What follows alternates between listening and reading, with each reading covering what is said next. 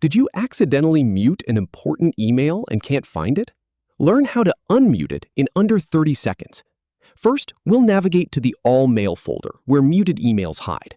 Then, with a simple right-click, you'll unmute it instantly. Start by heading to your Gmail homepage.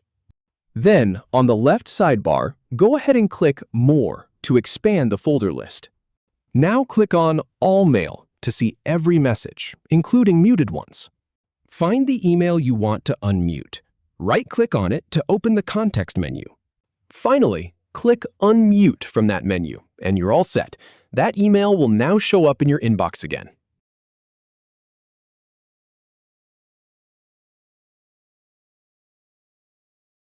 If you have any feedback, or if any info is inaccurate, please leave a comment below. We'll do our best to answer or redo the video if needed. Thanks for watching.